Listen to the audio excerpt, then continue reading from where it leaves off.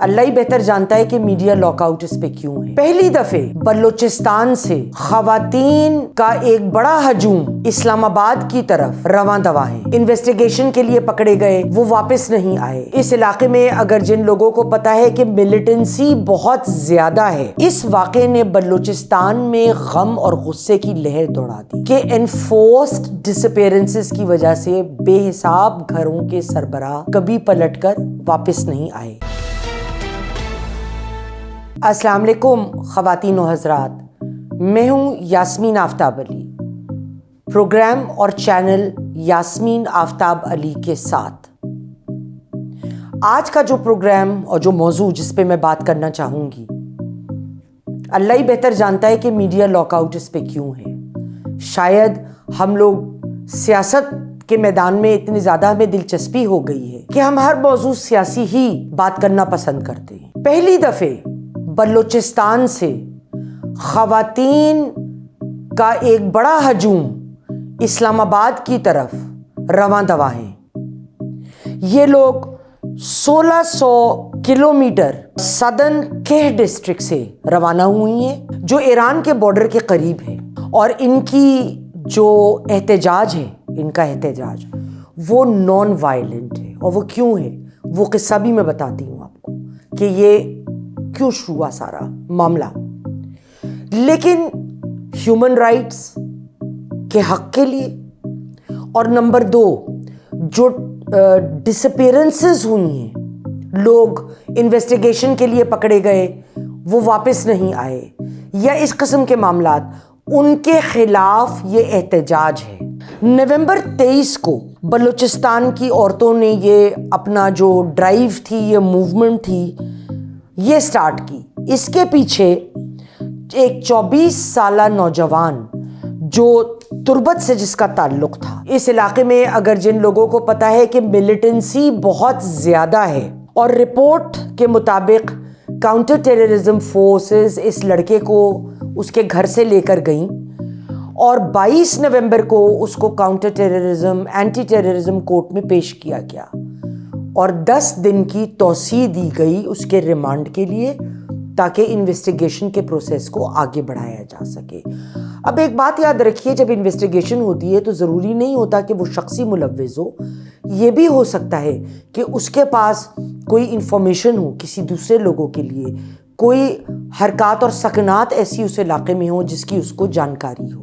اس کے سوال جواب کے لیے بھی ان سے پوچھ گچھ کی جاتی ہے۔ 22 اور 23 نومبر کی رات کو اس نوجوان کی ایک گولی کے ساتھ ہلاکت ہو گئی، اور رپورٹ کا کہنا یہ ہے، اور رپورٹ جو میرے پاس موجود ہے، دی ڈپلومیٹ ایک انٹرنیشنلی ویل ریناؤنڈ جریدہ ہے، اس کی ایک بڑی مفصل رپورٹ میں نے پڑھی، اور اس میں انہوں نے کہا کہ جی جو انٹیلیجنس کے کاؤنٹر ٹیررزم کا ادارہ ہے، انہوں نے کہا کہ انٹیلیجنس بیسڈ ایک ہم انویسٹیگیشن کر رہے تھے، جس کی وجہ سے یہ سانحہ پیش آیا۔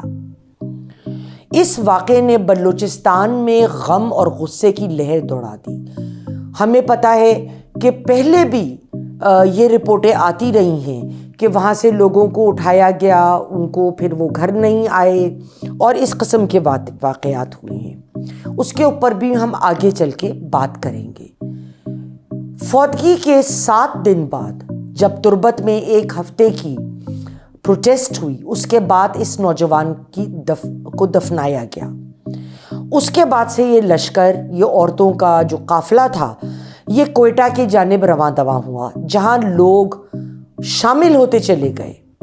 اور جب یہ مجمع ڈیرہ غازی خان پہنچا تو جو ایتھنک بلوچیوں کا علاقہ ہے، پروٹیسٹرز کی تعداد بہت زیادہ بڑھ چکی تھی۔ اس موومنٹ نے بلوچ آبادی کو اکٹھا کر دیا، مکران سے لے کے ڈیرہ غازی خان، اور ڈیرہ غازی خان سے لے کر سدن پنجاب کو کے بلوچیوں کو یونائٹ کر دیا۔ بلوچ بہت زیادہ نالاں ہیں۔ ان کا کہنا یہ ہے کہ انفورسڈ ڈس اپیرنسز کی وجہ سے بے حساب گھروں کے سربراہ کبھی پلٹ کر واپس نہیں آئے۔ یہ جو خواتین کی مارچ ہے، یہ ایک نان وائلنٹ مارچ ہے، نہ ان کے ہاتھ میں کوئی ہتھیار ہے، نہ ان کے پاس ساتھ کوئی مرد ہیں بلکہ وہ بیوائیں ہیں، وہ بچے ہیں جن کے باپ، جن کے شوہر، جن کے بھائی ان اوور دا ایئرز وہ گھر واپس نہیں آئے ہیں۔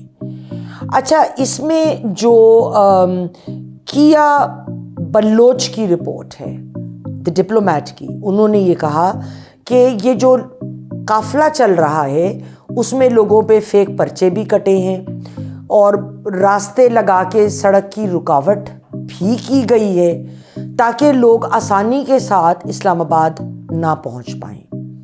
چونکہ میڈیا پہ اس پہ کوئی خبریں نہیں آ رہی تو میرے پاس کوئی دوسرا سورس نہیں ہے کہ میں اس بات کو ویریفائی کر سکوں، اس کا میں ڈسکلیمر پہلے سے دے رہی ہوں۔ کیا بلوچ نے یہ بھی اپنی رپورٹ میں لکھا کہ حکومت نے انویسٹیگیشن بیورو سے ایک کمپلیٹ تفصیلی رپورٹ مانگی کہ اس مجمع میں جو نمایاں لوگ ہیں ان کا فائنینشیل سٹیٹس کیا ہے، کتنا پیسہ ہے، کیا لوگ ہیں، کس انکم لیول کے لوگ ہیں۔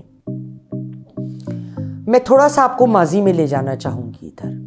آپ کو یاد ہوگا کہ 2018 میں اختر مینگل نے بی این پی کے جو ہیڈ ہیں انہوں نے 5000 لوگوں کی ایک لسٹ عمران خان کو دی تھی جس میں ایلیجڈ ڈس اپیئرنس کیسز کے نام تھے۔ اچھا، اس زمانے میں میں نے اس سٹوری کو، یہ 5000 نام کو بہت زیادہ فالو کیا تھا اور اس میں بے حساب لوگ ایسے نکلے تھے جو یا تو خود ملیٹنسی کی ایکٹیویٹیز میں انوالو تھے یا انہوں نے اپنے گھر والوں کے کسی فرد کو انوالو کیا ہوا تھا، تو وہ پس پشت چلے گئے۔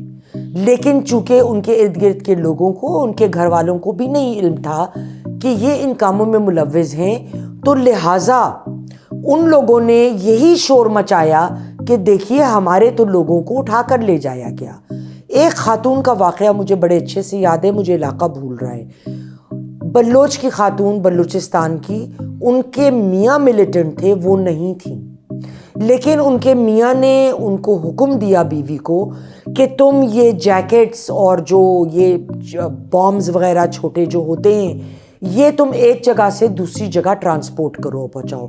وہ بیچاری بند پیکٹ پہنچاتی رہی، ان کی مجال نہیں تھی وہ اپنے شوہر سے یہ پوچھ پاتی کہ اس میں ہے کیا، یہ میں کیا چیز لے کے جا رہی ہوں۔ اور پھر وہ ایک ریڈ کے دوران ایک ملیٹنٹ کے کمپاؤنڈ سے دریافت ہوئی تھی۔ تو لیکن اگر ہم بہت سارے لوگوں کو اس لسٹ سے نکال بھی دیں، اس نمبر سے نکال دیں کہ کچھ لوگ ملیٹنٹ ہیں، کچھ لوگ خود ملیٹنسی میں انوالوڈ ہیں، پھر بھی کسی بھی مسئلے کا حل زور زبردستی سے نہیں نکل سکتا۔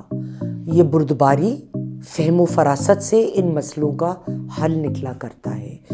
ہم کو بیٹھ کر اور جو افیکٹڈ لوگ ہیں ان کے ساتھ بیٹھ کر ایک ایک کیس کی ہسٹری جانچنی چاہیے۔ اگر کوئی ملیٹنسی میں انوالوڈ ہے اور ہمارے پاس پکے شواہد ہیں تو ان کے گھر والوں کو ضرور بتائیں۔ دیکھیے گھر والے ہیں، جب ان کی اولاد، ان کا شوہر، ان کا بچہ غائب ہو جائے گا تو وہ کیا کریں گے؟ ان کے دل میں تو فیڈریشن کے خلاف غم و غصہ آئے گا۔ تو ان باتوں کو اپنے، ہم لوگ بھائی بہن ہیں سب، اپنے تعلقات کو اچھا بنانے کے لیے ہمیں ان مسائل کو بیٹھ کے، جس کو کہتے ہیں نا کہ جو واقعی ایسے معاملات ہیں جدھر ملیٹنسی کے کیسز ہیں ان کو بھی پوائنٹ آؤٹ کرنا ہے۔ جہاں پہ اگر ایسا نہیں ہے تو پھر ان کی ڈس اپیئرنسز کب اور کیسے ہوئیں اور اب وہ کہاں ہیں، یہ ایک سنجیدگی کے ساتھ اس کو ہم کو دیکھنے کی ضرورت ہے، کیونکہ پاکستان کے باہر اور اندر اس کے دشمن بہت ہیں۔ وہ اس قسم کے معاملوں کو لے کر اس کو ہمارے خلاف اور ہمارے لوگوں کے خلاف نفرت پھیلانے کے لیے بھی استعمال کرتے ہیں۔ ان چیزوں کو ہم نے ہینڈل کرنا ہے۔ آج کے لیے اتنا ہی۔ اگر پروگرام آپ کو پسند آیا ہو تو چینل اور پروگرام یاسمین آفتاب علی کے ساتھ بیل آئیکن پریس کریے یا سبسکرائب کا بٹن دبائیے، اور اس کے علاوہ شیئر کرنا، لائک کرنا اور کمنٹ باکس میں کمنٹ ڈالنا نہ بھولیے۔ انشاءاللہ اگلے پروگرام میں پھر ملاقات ہوگی۔ میں ہوں آپ کی میزبان یاسمین آفتاب علی۔ خدا حافظ۔